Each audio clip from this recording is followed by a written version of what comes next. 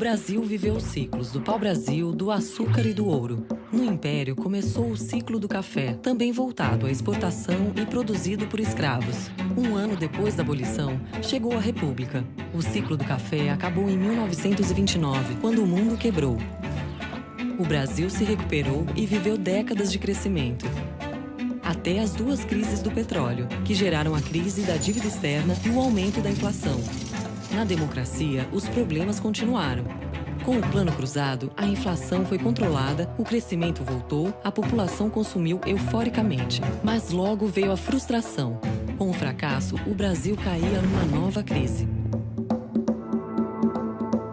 E a crise foi tão forte que em fevereiro de 87 foi preciso decretar uma moratória técnica. Nós não tínhamos simplesmente com o que pagar. O Brasil não tinha mais reservas para bancar os pagamentos, né, de importações e serviços, né? A consequência da moratória é que você estabelece um período em que você não tem regras. Regras sobre o quanto o credor espera receber, regras sobre o quanto o devedor se propõe ou pode pagar. Ele cria uma incerteza.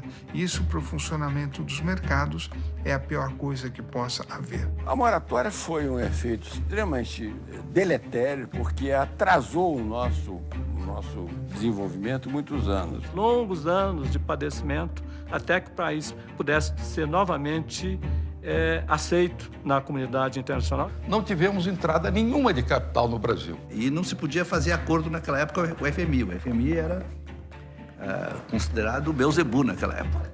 E as dificuldades econômicas, que eram enormes, aumentaram sensivelmente. E era um momento de crise muito aguda e muito forte no Brasil. Era fundamentalmente uma crise financeira, a crise da dívida externa, e era uma crise de alta inflação inercial. Tão alta que se falava em inflação mensal, não anual. Foi esse tipo de quadro que eu recebi no colo em abril de 87. Embora o Cruzado tivesse fracassado, permaneceu a ideia de que a inflação poderia ser vencida com instrumentos semelhantes. O brasileiro apostava de novo, ele acreditava cada vez. Ele se apaixonou pela inflação baixa.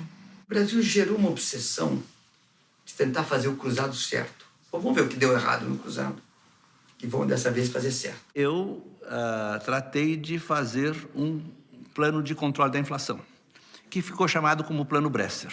Você faz pela segunda vez, surpresa diminuiu, suspeita que não vai funcionar aumenta muito. Então, a segunda vez faz condições muito piores. O Plano Cruzado e o Plano Bresser. Os dois foram planos baseados na teoria da inflação inercial. Os dois tiveram uma tabela de conversão e os dois fracassaram. Há dois motivos principais pelos quais o Plano Bresser fracassou. Ficaram desequilíbrios de preços relativos importantes que depois teriam que ser corrigidos. Você congelava tudo hoje, mas alguns trabalhadores não tiveram correção monetária nos 3 meses anteriores. O telefone não teve correção, a energia elétrica não teve. Tem que corrigir. Quando você congelava tudo e depois corrigia alguns itens, a inflação voltava. A outra razão foi que eu não tinha apoio do presidente para fazer o ajuste fiscal. E era preciso um ajuste fiscal forte, mas o presidente não tinha condições de fazê-lo. Porque quando você tem um orçamento deficitário, ou você vai aumentar a taxa de juros no país, porque o Tesouro Nacional vai ter que se endividar mais, ou você vai gerar inflação, ou as duas coisas. As despesas estavam muito maiores que as receitas e tinha um déficit muito grande e isso também inviabilizava o controle da inflação. Em maio, Maílson da Nóbrega assumiu a Fazenda. João Batista de Abreu assumiu o planejamento. Começou uma história de que a gente ia fazer um congelamento. A sociedade brasileira, ela passou a não acreditar mais de que o governo fosse capaz, vamos dizer, de encaminhar uma solução duradoura para a estabilidade econômica. Era preciso conquistar a opinião pública para a ideia de que não iríamos congelar de novo. Não se podia fazer nada mirabolante, também porque as regras de tudo estavam sendo reescritas. Assembleia Nacional Constituinte, prometida por Tancredo Sarney durante a campanha, que se instala em fevereiro de 87. O grande progresso do Brasil, esse progresso institucional, começou na Constituição de 88. Assegura a uma institucionalidade democrática. A Constituinte foi uma bênção, mas a instabilidade, o país ficou quase 2 anos sem conhecer as regras básicas. Mas, depois de 18 meses de trabalho, finalmente a Constituição foi promulgada. A Constituinte encerra os trabalhos. Todos os partidos assinam uma nova carta, menos o PT. A redemocratização está completa e o país pronto para o aprendizado da democracia plena. A Constituição, no capítulo de finanças públicas, é uma boa Constituição, é moderna. Nós, brasileiros, temos muito a orgulhar. O novo modelo de finanças públicas era formado de um tripé, que era o orçamento da União e da Seguridade Social, o plano plurianual de investimentos e a lei, a LDO. Um plano plurianual de investimentos. É um plano que o governante tem que fazer no primeiro ano do seu mandato, para validade para os 4 anos seguintes. Porque o investimento público tem que ser visto num horizonte muito mais amplo do que de um ano. Tinha a lei anual, chamada LDO. O objetivo da Lei de Diretrizes Orçamentárias foi permitir que o Poder Legislativo pudesse dar orientações ao Poder Executivo na elaboração do orçamento. A Constituição de 1988 permitiu que os parlamentares pudessem emendar o orçamento, mas com algumas regras importantes. Não permite criar despesa sem receita. Se ele quer fazer uma emenda, ele tem que dizer de onde virá esse dinheiro. Mesmo com novas regras, a inflação não parava de se acelerar. Em vez de impor um novo plano econômico, o governo tentou firmar com a sociedade o Pacto Social. Naquele sonho, na época, de uma forma negociada, conseguir estruturar um programa de combate à inflação, com a participação do setor privado, dos empresários, dos trabalhadores. Não é uma coisa simples. O Pacto Social não funcionou. E a inflação continuou se acelerando.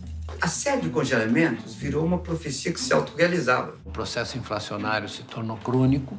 Não só se tornou crônico, como a cada choque ele se acelerava. Era o seguinte, você fazia um congelamento, todo mundo dizia, não vai funcionar. A população corria e comprava o mais rapidamente possível, gerava uma pressão de preço por excesso de demanda. Quando o congelamento finalmente não funcionava, todos os empresários em massa falaram, vai ter outro. Então eu vou subir meu preço o mais rápido possível, porque quando chegar o próximo já estou bem posicionado. Como a inflação acelerava, não dá para sustentar politicamente, tem que fazer um outro congelamento. No agosto de 88, a inflação bateu 20% ao mês. Chegamos à conclusão, olha, a gente precisa recorrer a um congelamento e quem sabe não vai dar certo. Sarney tenta de novo controlar a inflação. Ele congela preços e salários com o Plano Verão. Nós tiramos 3 zeros e criamos o Cruzado Novo. Nós não éramos ingênuos ao ponto de acreditar que o Plano Verão pudesse ser uma solução definitiva. O congelamento era como um remédio que se toma para controlar a febre. Mesmo que não resolva a doença, se precisa tomar, porque a febre descontrolada pode levar ao colapso do corpo. O Plano Verão também não funcionou. O presidente do IBGE, Charles Miller, me ligava para me informar o IPCA. Eu era o primeiro a saber. Eu sempre tinha aquela esperança que ele fosse me informar, ministro, IPCA esse mês desacelerou, mas ele sempre introduzia, ministro, tenho uma péssima notícia para lhe dar. Aí eu tinha aquele impulso de desligar o telefone. Aí eu ligava, Maílson. Aí eu fazia o papel do mensageiro das péssimas notícias. A inflação começou a dar pulo. Ela foi para 100, 200, 500, 800, passou de 1.000, 2.000. Em dezembro, passou de 50%. A hiperinflação no Brasil surge no primeiro governo democrático, na ausência de guerra, revolução, terremoto, furacão. Todos os outros casos de hiperinflação começam com alguma coisa desse tipo. Uma vez eu entrevistei uma mulher, ela falou para mim assim, dizem que o Brasil não teve guerra? Teve guerra, sim. A guerra contra a inflação foi uma guerra que deixou vítimas. Nesse momento aí que a inflação chegou a 80%, era desespero puro, né? Os preços do mercado estavam subindo a cada dia, mas o seu salário só subia de 3 em 3 meses. Ao final dos 3 meses, estava com a língua para fora, porque o seu salário já não estava valendo nada. A inflação foi tão violenta que a prefeitura passou a pagar os seus funcionários quinzenalmente. Mas a maioria dos brasileiros precisava de outras estratégias para se proteger. A inflação inflacionou a vida das pessoas. Você tinha o tempo todo ficar pensando como é que eu posso fazer para me defender disso. Obviamente, o que o trabalhador fazia é gastar o mais rápido possível.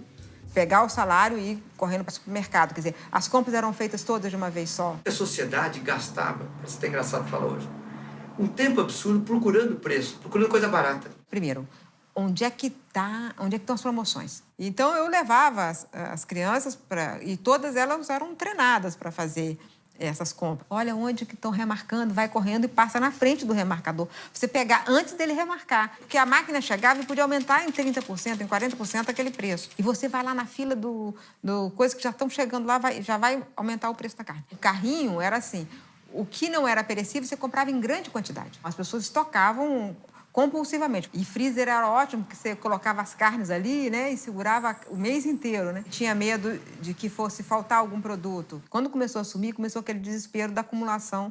E aí, mais rapidamente, chegou o desabastecimento. Carne sumiu completamente. Óleo de soja foi racionado.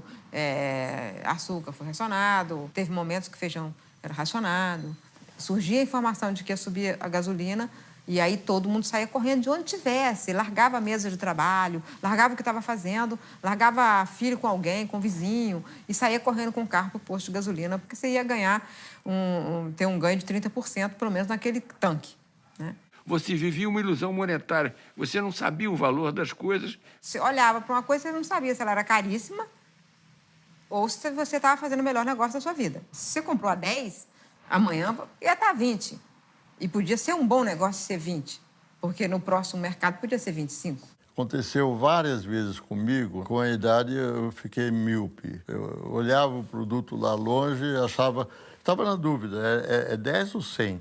Eu completa falta de noção dos preços, porque eles variavam por hora. 6 meses já era uma incerteza absoluta, quer dizer, não dá nem para planejar nada. E, por não existir uma capacidade de planejamento, também tudo era feito muito com horizonte muito de curto prazo. Era um ambiente muito hostil, digamos assim, para investimento, para planejamento, para tudo mais. O financiamento era muito difícil, não havia possibilidade de você alongar o crédito. As pessoas investiam em cadernetes de poupança, moeda estrangeira e títulos do governo, porque davam liquidez diária com correção monetária. Nós chegamos a ter, eu lembro disso, taxa de juros de 1% ao dia. Era o chamado overnight.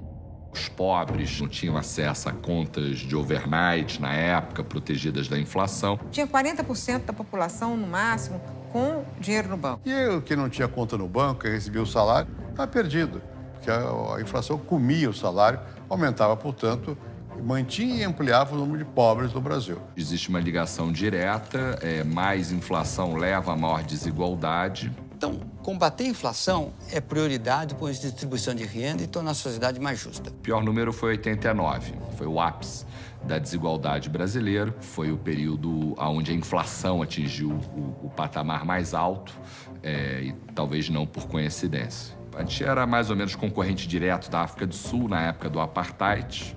Os 10% mais ricos detinham 50% da renda, quase exatamente, os 50% mais pobres, 10% da renda. Isso, evidentemente, criava um enorme empecilho ao desenvolvimento econômico. Com o Plano Verão, a nossa expectativa era de que trouxéssemos a inflação para a região de 1 a 2% ao mês. Não deu certo porque as condições não eram propícias. Não havia como complementar a oferta doméstica com produtos importados.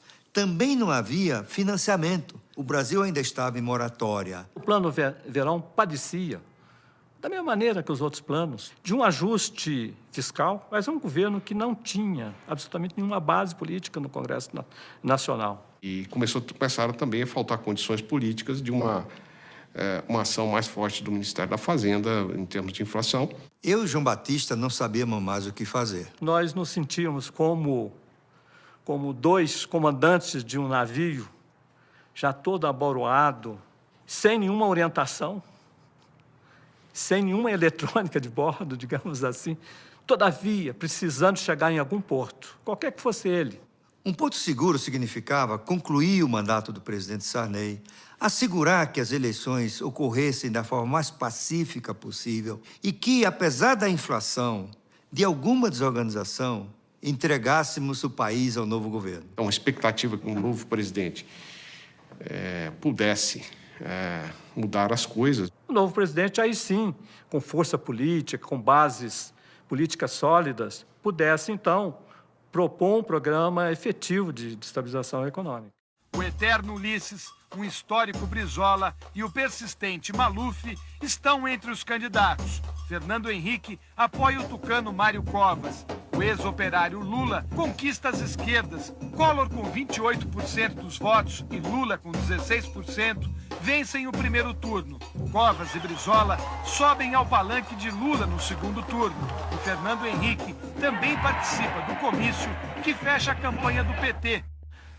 O doutor Ulisses Guimarães, o Mário Covas, o Lula, o Brizola, todos os líderes que tinham lutado fortemente pela democracia do Brasil, todos foram derrotados por uma pessoa vinda, né, do Nordeste que ninguém conhecia, uma revista.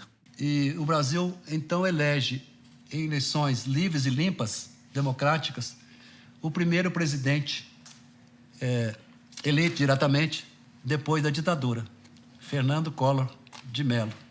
Fernando Collor de Mello assumiu a presidência da República em 1990, prometendo modernizar o país, desestatizar a economia, extinguir as mordomias e abrir o mercado para os produtos estrangeiros eram algumas das propostas.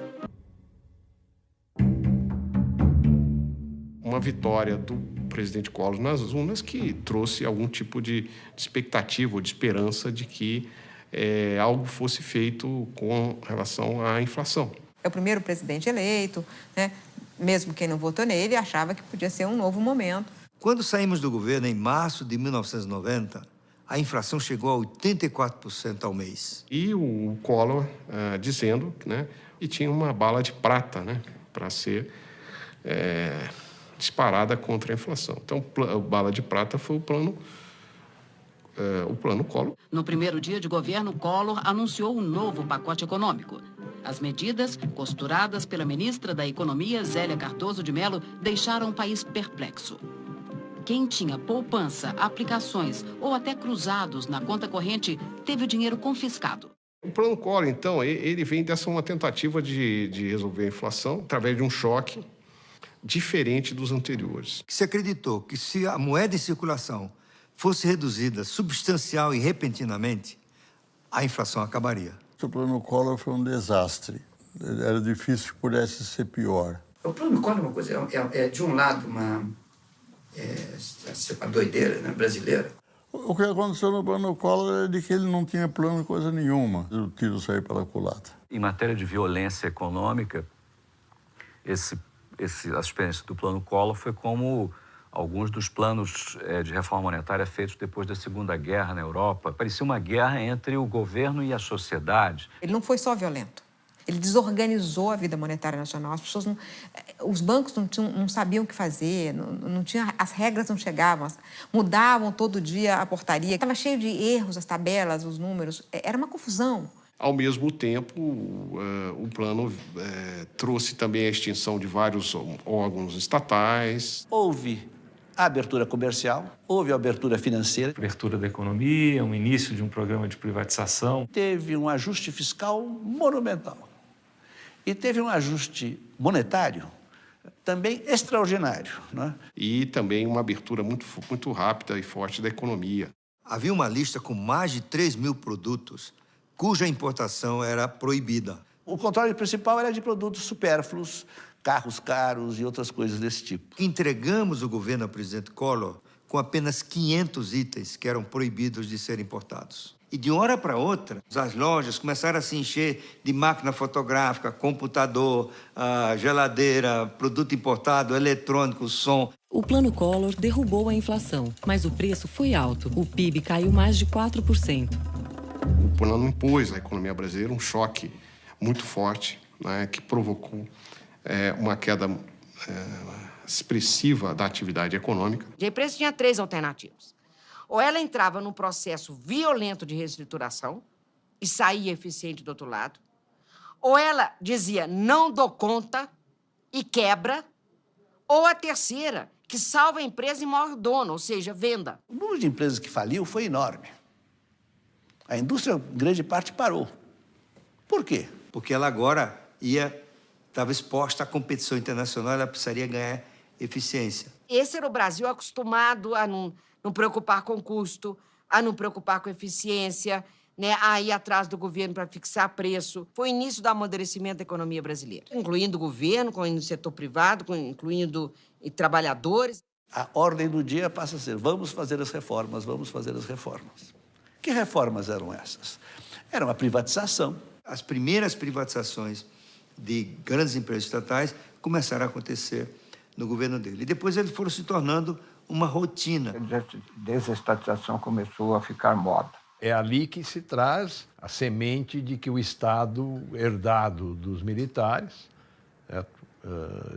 devia ser diluído um pouco a sua participação na economia. O Estado precisava não de necessariamente diminuir, mas se redirecionar. Existe uma ótica importante de saber assim, vale a pena ter estatais? Do ponto de vista do Tesouro, porque o meu dinheiro, o seu dinheiro, o nosso dinheiro, de todo mundo está nos acompanhando aqui. E uma outra dimensão que é do ponto de vista de funcionamento da sociedade e bem-estar das pessoas que usam os serviços das companhias estatais. O Brasil tinha hotel estatal, teve estatais como a Sunamã, de indústria naval, foi um fiasco gigantesco. Companhias de turismo, né? O Bondinho do Pão de Açúcar e o trenzinho do Corcovado eram estatais. Todas essas indústrias e empresas foram vendidas ao setor privado. Nós tínhamos a Telebrás. A estatal era uma cabide de empregos, os políticos mandavam na estatal. Então, para o funcionamento da economia e da sociedade, é melhor você ter companhias privadas de telefonia competindo do que uma única estatal.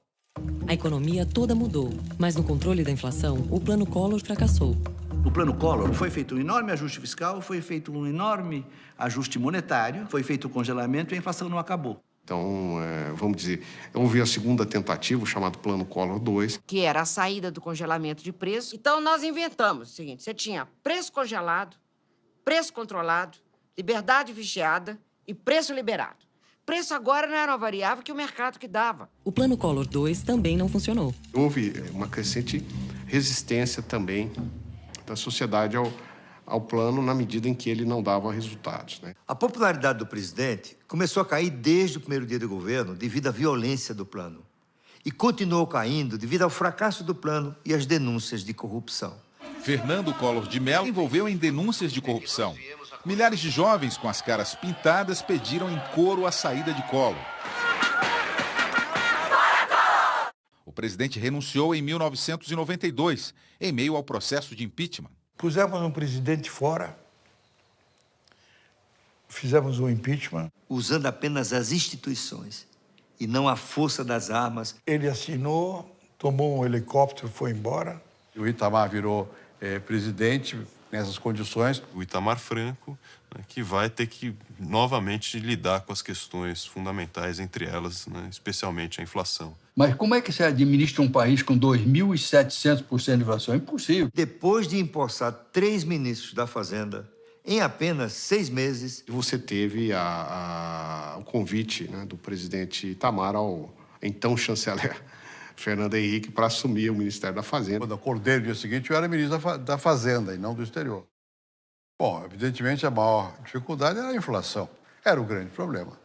Porque a população não aguentava mais, as contas públicas desorganizadas, a incapacidade de prever. Ele sabia, como bom político que era necessário fazer alguma coisa. Meu primeiro impulso foi botar a casa em ordem, chamava-se assim.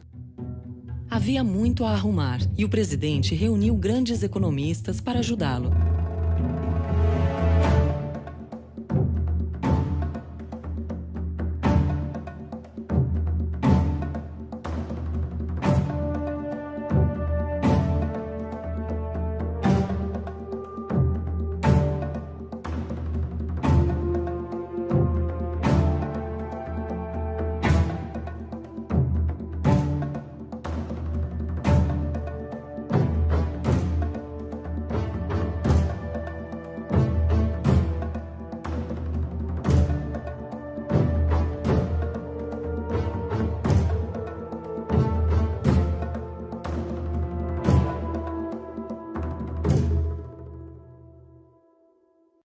patamar mais alto, e talvez não por coincidência. A gente era mais ou menos concorrente direto da África do Sul na época do Apartheid.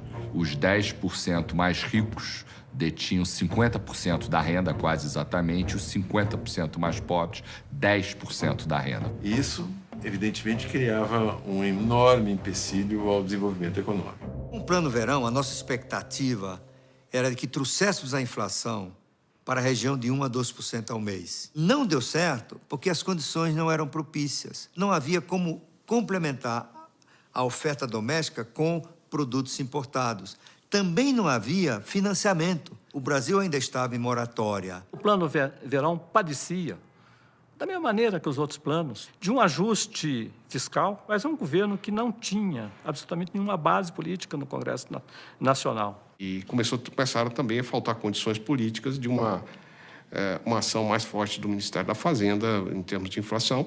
Eu e João Batista não sabíamos mais o que fazer. Nós nos sentíamos como dois comandantes de um navio, já todo aboroado, sem nenhuma orientação, sem nenhuma eletrônica de bordo, digamos assim, todavia precisando chegar em algum porto, qualquer que fosse ele. Um porto seguro significava concluir o mandato do presidente Sarney, assegurar que as eleições ocorressem da forma mais pacífica possível e que, apesar da inflação, de alguma desorganização, entregássemos o país ao novo governo. Então, a expectativa que um novo presidente pudesse mudar as coisas. O novo presidente, aí sim, com força política, com bases políticas sólidas, pudesse, então, propor um programa efetivo de estabilização econômica. O eterno Ulisses, um histórico Brizola e o persistente Maluf estão entre os candidatos. Fernando Henrique apoia o tucano Mário Covas. O ex-operário Lula conquista as esquerdas. Collor, com 28% dos votos, e Lula, com 16%, vencem o primeiro turno. Covas e Brizola sobem ao palanque de Lula no segundo turno. E Fernando Henrique também participa do comício que fecha a campanha do PT. O doutor Ulisses Guimarães, o Mário Covas, o Lula, o Brizola, todos os líderes que tinham lutado fortemente pela democracia do Brasil, todos foram derrotados por uma pessoa vinda, né, do Nordeste que ninguém conhecia, uma revista. E o Brasil, então, elege em eleições livres e limpas, democráticas, o primeiro presidente eleito diretamente depois da ditadura, Fernando Collor de Mello. Fernando Collor de Mello assumiu a presidência. Eu era o primeiro a saber. Eu sempre tinha aquela esperança que ele fosse me informar, ministro, PCA esse mês desacelerou, mas ele sempre introduzia, ministro, tenho uma péssima notícia para lhe dar. Aí eu tinha aquele impulso de desligar o telefone. Aí eu ligava para o Maílson. Aí eu fazia o papel, do mensageiro das péssimas notícias. A inflação começou a dar pulo. Ela foi para 100, 200, 500, 800, passou de 1.000, 2.000. Em dezembro, passou de 50%. A hiperinflação no Brasil surge no primeiro governo democrático, na ausência de guerra, revolução, terremoto, furacão. Todos os outros casos de hiperinflação começam com alguma coisa desse tipo. Uma vez eu entrevistei uma mulher, ela falou para mim assim, dizem que o Brasil não teve guerra? Teve guerra sim. A guerra contra a inflação foi uma guerra que deixou vítimas. Nesse momento aí que a inflação chegou a 80%, era desespero puro, né? Os preços do mercado estavam subindo a cada dia, mas o seu salário só subia de 3 em 3 meses. Ao final dos 3 meses, estava com a língua para fora, porque o seu salário já não estava valendo nada. A inflação foi tão violenta que a prefeitura passou a pagar os seus funcionários quinzenalmente. Mas a maioria dos brasileiros precisava de outras estratégias para se proteger. A inflação inflacionou a vida das pessoas. Você tinha o tempo todo ficar pensando como é que eu posso fazer para me defender disso. Obviamente o que o trabalhador fazia é gastar o mais rápido possível. Pegar o salário e ir correndo para o supermercado. Quer dizer, as compras eram feitas todas de uma vez só. A sociedade gastava, parece até engraçado falar hoje, um tempo absurdo procurando preço, procurando coisa barata. Primeiro, onde é que estão as promoções. Então, eu levava as crianças e todas elas eram treinadas para fazer essas compras. Olha onde que estão remarcando, vai correndo e passa na frente do remarcador. Você pegar antes dele remarcar, porque a máquina chegava e podia aumentar em 30%, em 40% aquele preço. E você vai lá na fila do coisa que já estão chegando lá, já vai aumentar o preço da carne. O carrinho era assim, o que não era perecível você comprava em grande quantidade. As pessoas estocavam compulsivamente. E freezer era ótimo, porque você colocava as carnes ali, né, e segurava o mês inteiro, né? Tinha medo de que fosse faltar algum produto. Quando começou a sumir, começou aquele desespero da acumulação e aí mais rapidamente chegou o desabastecimento. Carne sumiu completamente, óleo de soja foi racionado, açúcar foi racionado, teve momentos que feijão era racionado. Surgia a informação de que ia subir a gasolina. E aí todo mundo saía correndo de onde tivesse, largava a mesa de trabalho, largava o que estava fazendo. Primeiro ano do seu mandato, para validade para os 4 anos seguintes. Porque o investimento público tem que ser visto num horizonte muito mais amplo do que de um ano. Tinha a lei anual chamada LDO. O objetivo da Lei de Diretrizes Orçamentárias foi permitir que o Poder Legislativo pudesse dar orientações ao Poder Executivo na elaboração do orçamento. A Constituição de 1988 permitiu que os parlamentares pudessem emendar o orçamento, mas com algumas regras importantes. Não permite criar despesa sem receita. Se ele quer fazer uma emenda, ele tem que dizer de onde virá esse dinheiro. Mesmo com novas regras, a inflação não parava de se acelerar. Em vez de impor um novo plano econômico, o governo tentou firmar com a sociedade o Pacto Social. Naquele sonho, na época, de uma forma negociada, conseguir estruturar um programa de combate à inflação. Com a participação do setor privado, dos empresários, dos trabalhadores, não é uma coisa simples. O Pacto Social não funcionou. E a inflação continuou se acelerando. A série de congelamentos virou uma profecia que se autorrealizava. O processo inflacionário se tornou crônico. Não só se tornou crônico, como a cada choque ele se acelerava. Era o seguinte, você fazia um congelamento, todo mundo dizia, não vai funcionar.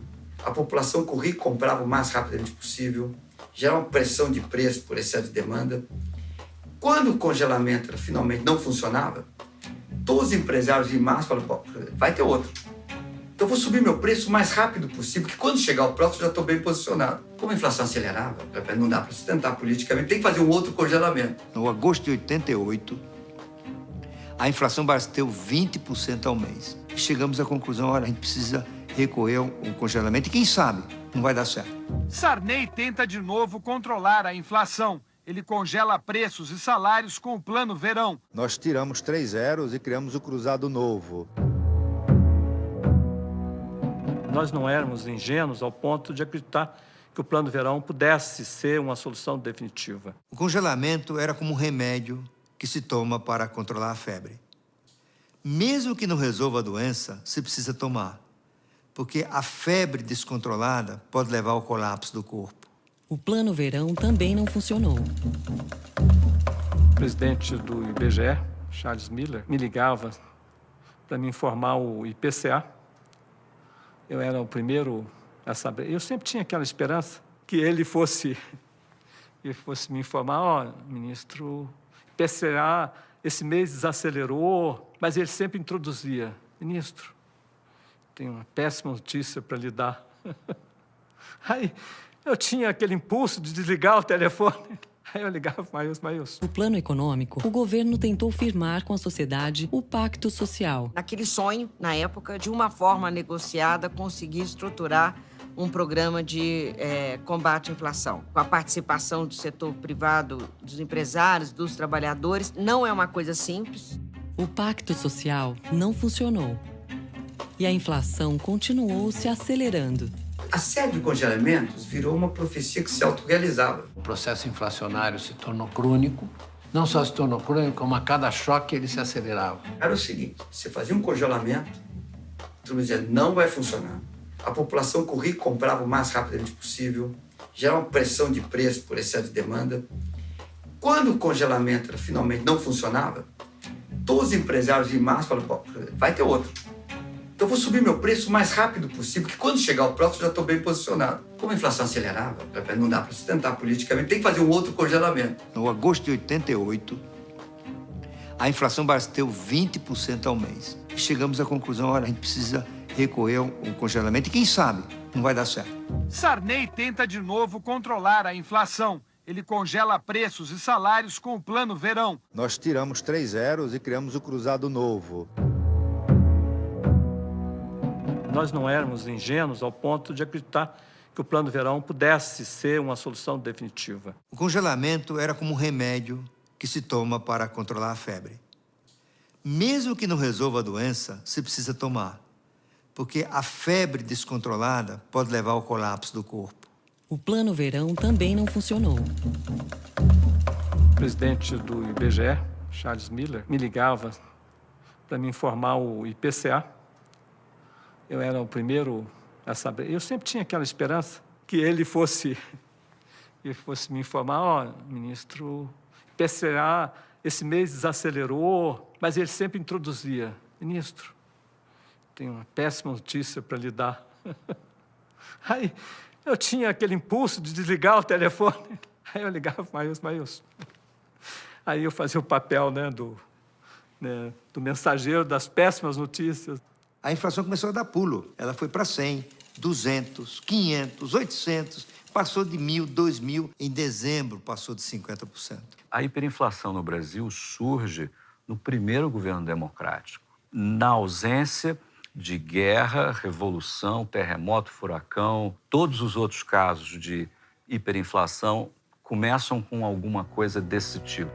Uma vez eu entrevistei uma mulher, ela falou para mim assim, dizem que o Brasil não teve guerra?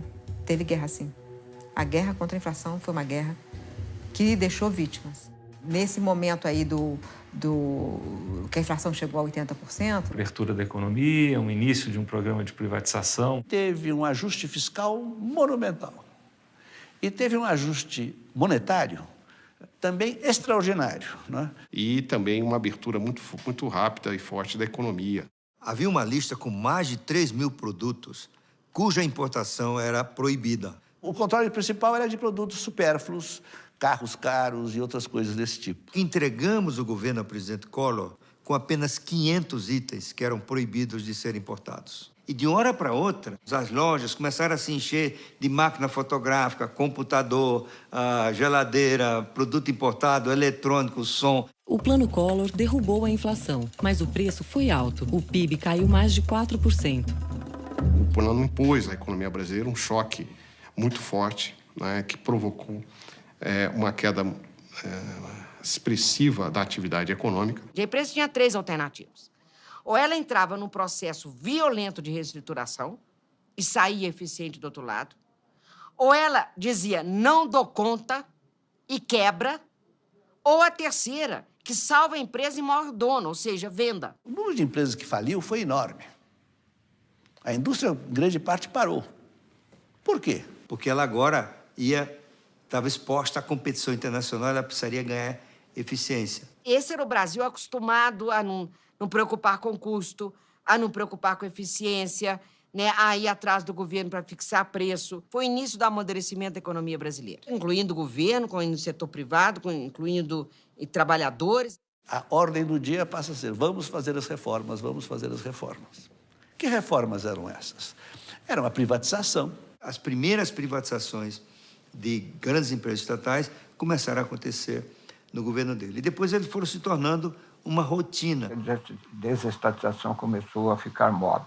É ali que se traz a semente de que o Estado herdado dos militares devia ser diluído um pouco a sua participação na economia. O Estado que precisava não de necessariamente diminuir, mas se redirecionar. Existe uma ótica importante de saber assim, vale a pena ter estatais? Do ponto de vista do Tesouro, porque o meu dinheiro, o seu dinheiro, o nosso dinheiro, de todo mundo está nos acompanhando aqui.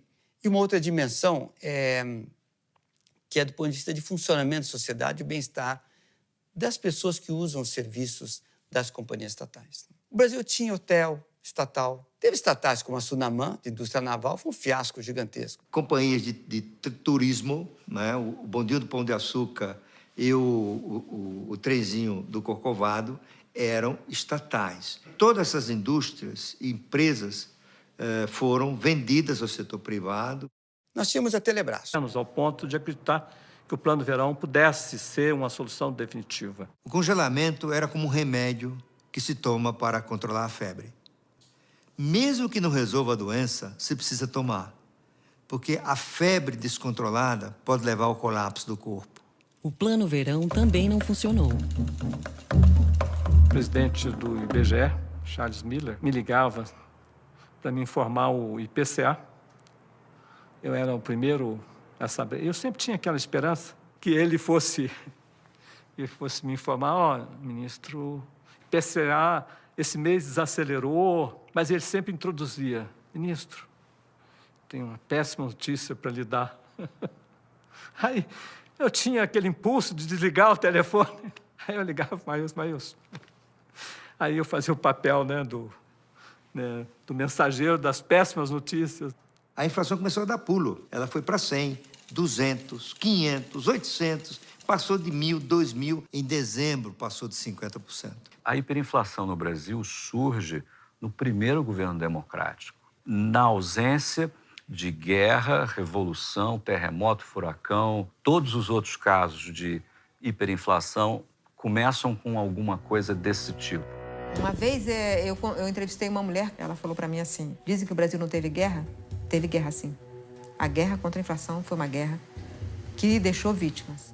Nesse momento aí que a inflação chegou a 80%, era desespero puro, né? Os preços do mercado estavam subindo a cada dia, mas o seu salário só subia de 3 em 3 meses. Ao final dos 3 meses, estava com a língua para fora, porque o seu salário já não estava valendo nada. A inflação foi tão violenta que a prefeitura passou a pagar os seus funcionários quinzenalmente. Mas a maioria dos brasileiros precisava de outras estratégias para se proteger. A inflação inflacionou a vida das pessoas. Você tinha o tempo todo ficar pensando como é que eu posso fazer para me defender disso. Obviamente, o que o trabalhador fazia é gastar o mais rápido possível.